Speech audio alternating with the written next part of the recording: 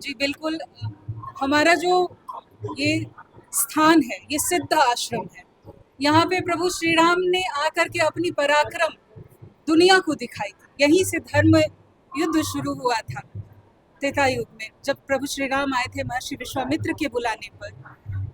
तो ये एक सिद्ध भूमि है।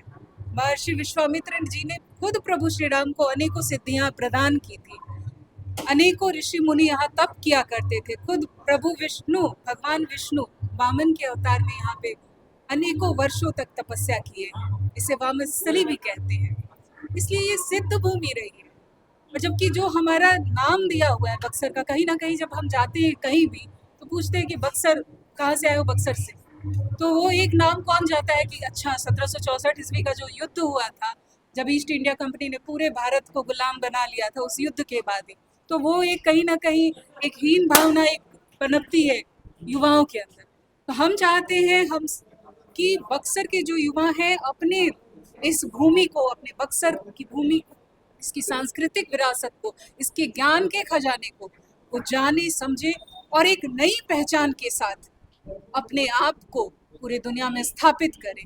और आज के समय में ये सबसे ज़रूरी है, चाहे वो बक्सर का डेवलपमेंट हो, चाहे वो एक नई पहचान हो।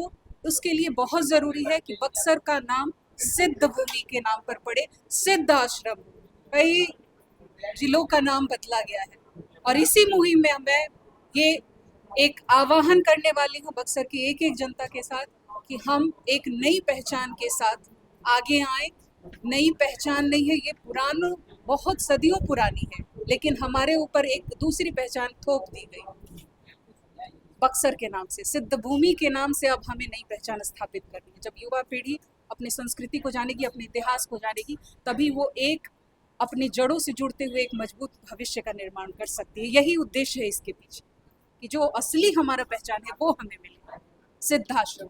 और मैं गर्व से कहती हूँ कि मैं सिद्धाश्रमी हूँ।